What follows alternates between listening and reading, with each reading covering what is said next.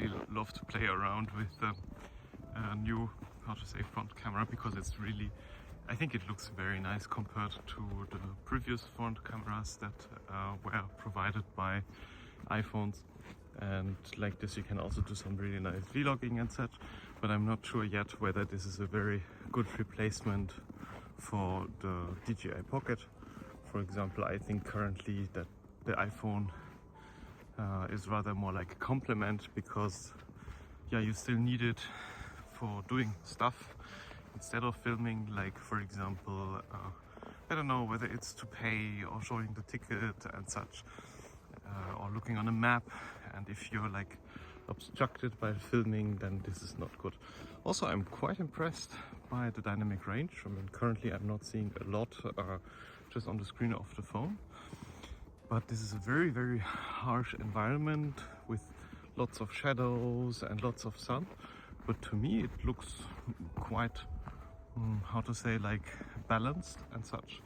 I'm filming in 4K 60 FPS, and I have like no Apple ProRes RAW or something. I just have HEVC and Apple Log 2 because I think it's, for these small videos like this, it's totally over exaggerated to use how to say, like a codec that fills your drives or cloud within just a few seconds of filming.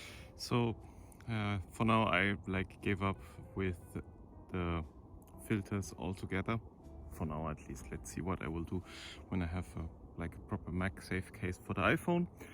So I'm just filming in 60 FPS. It doesn't look cinematic in the sense, not like a movie, but on the other hand I think it also looks quite fluid, especially if the color grading is right and the colors look nice. Also the stabilization is quite good. Yeah, and also I think the exposure changes are very smooth.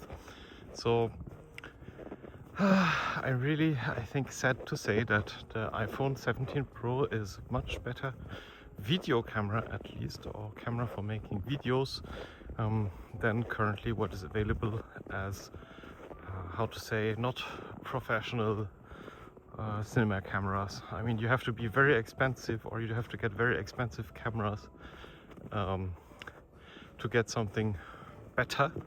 I mean, not like, I mean really visually better, and then you have the cost that you have to, how to say, like carry one big equipment more.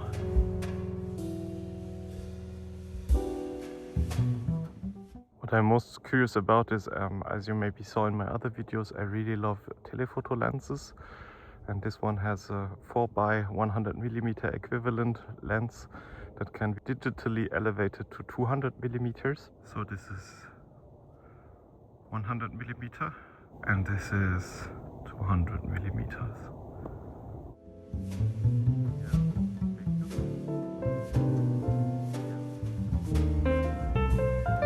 The front ultra-wide camera is also supposed to be better than the 15 Pro.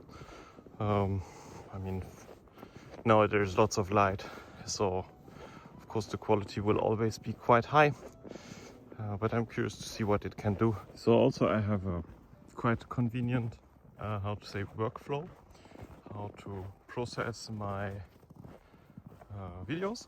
I'm uploading, or I'm recording in Blackmagic Camera App, and as a save setting I set it to save directly into iCloud. I have a folder in iCloud that is called iPhone videos, and then each time there is a video that goes in on the evening or when I get back to my laptop, I open these videos and then I use a better file rename to rename all of the videos always with the data ISO and time ISO stamp and the camera name and the lens name.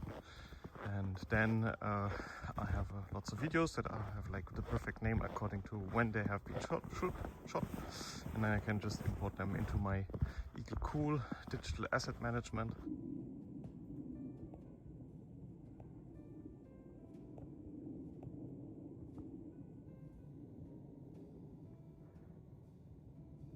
what I also would be interested in is to see what difference it makes whether you're recording in full HD or in 4K, because I mean on most of my other cameras for small YouTube stuff I record in 60 FPS, 30 FPS and in HD because it needs much less space and you don't need so much quality for these small videos anyway. But I have very bad full HD codecs, or I don't know how, but I mean full HD, that's how people used to watch how to say movies for a long time. But full HD is not full HD, it depends on the bitrate. And for example YouTube, if you upload a full HD video to YouTube, it severely restricts, I guess, the bitrate and compresses it, that it looks far worse than it could actually look like or look. And for the iPhones I always noticed a little bit the same. Full HD video on an iPhone 15 Pro looks very unsharp and far less sharp than it could look, and that what the resolution would allow. So until now I just recorded in 4K because it just looked better due to the high bitrate. But if I understand it correctly, you can keep a high bitrate in Blackmagic Camera App while recording in full HD. And this is now what I'm doing, and I'm quite curious to see later on the computer how.